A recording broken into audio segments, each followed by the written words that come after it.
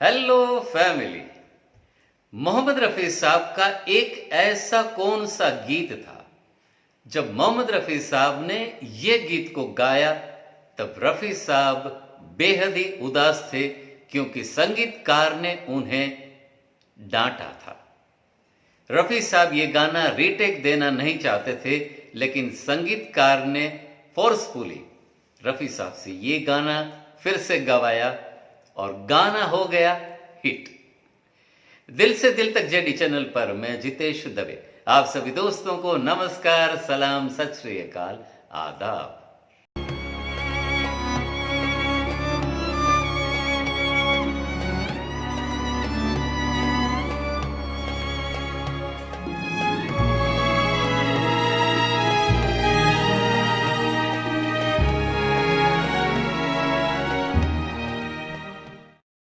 Hindi film industries में कुछ ऐसे संगीत नवाज आए हैं जो अपने काम से बिल्कुल ही कॉम्प्रोमाइज नहीं किया करते थे। यहां तक कि अगर कोई फनकार, कोई गुलकार अपने कंपोजिशन के साथ कोई छेड़खानी करते थे या कुछ परिवर्तन कर देते थे तो बिल्कुल ही अलाउ नहीं करते थे।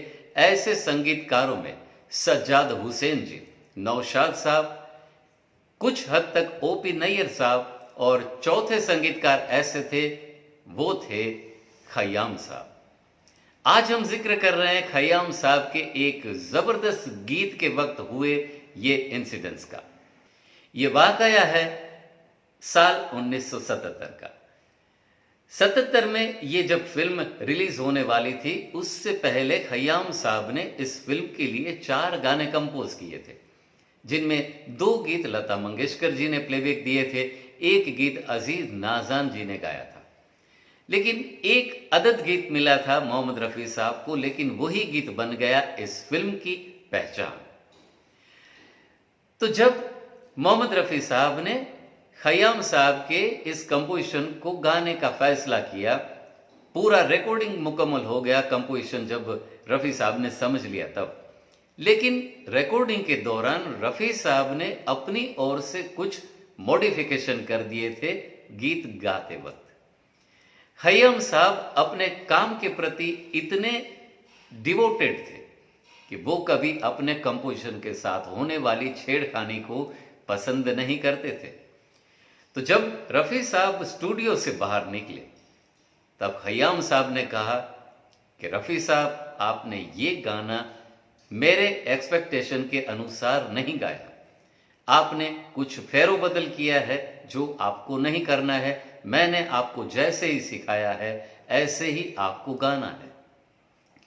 रफ़ी साहब ने कहा कि देखिए खयाम साहब, जिस कदर कुछ गाने रिकॉर्डिंग के वक्त हमें लगता है कि ये मुकम्मल नहीं है, लेकिन वैसे ही गाने ज्यादा पॉपुलर होते हैं, तो मुझे लगता है कि ये गाना सही रिकॉर्ड हो चुका।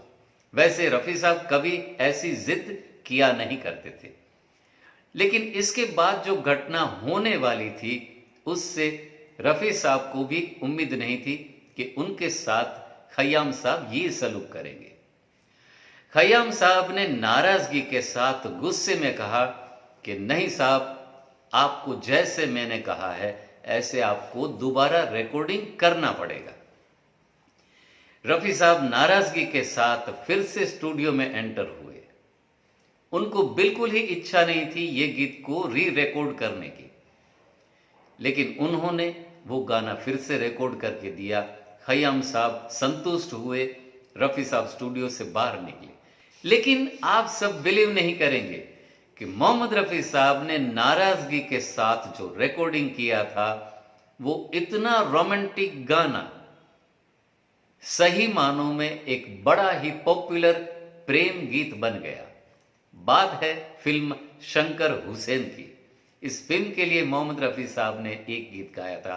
गीत के बोल लिखे थे कमाल अमरोही जी ने और गाना था कहीं एक मासूम नाजुक सी लड़की। कहीं एक मासूम नाजुक सी लड़की बहुत खूबसूरत। दोस्तों, हमारी कुछ मजबूरियां हैं कि हम आप सबको ये गाना पूरा नहीं सुनवा सकते, लेकिन हम चाहते हैं कि आप इसी गीत को पूरा सर्च करके सुनिएगा। आपको सही मानों में कहीं भी मोहम्मद रफ़ी साहब की नाराजगी दिखाई नहीं देगी। आपको दिखाई देगी स्क्रीन पर एक हीरो के अपनी प्रेमिका के प्रति प्यार की भरपूर झलक। यही था मोहम्मद रफ़ी साहब का जादू। वक्त हो चला है आज के विचार बिंदु का। पद सिर्फ संबोधन दे सकता है, लेकिन इज्जत पाने के लिए तो काबिल बनना पड़ता है। दोस्तों, कैसी लगी आज की हमारी ये कहानी? हमें जरूर से लिख करके भेजिएगा। आप सभी के कमेंट्स के लिए हम इंतजार करते रहते हैं। अगर आप चाहें तो हमारे वीडियोस को लाइक करिए, अपने दोस्तों के साथ शेयर भी करिए। अगर आप चाहें तो हमारे चैनल को सब्सक्राइब करिए, और हाँ, बेल नोटिफिकेशन और ऑल के बटन को भी जरूर से क्लिक करिएगा। आप सभी को हमारे वीडियोस के नोटिफिकेशन सबसे पहले मिल जाया करेंगे। मिलेंगे बिल्कुल ऐसी नई प्यारी सी तरोताजा सी कहानी के साथ, दिल से दिल तक जेडी चैनल पर। तब तक bye bye, take care, save water, save our mother earth.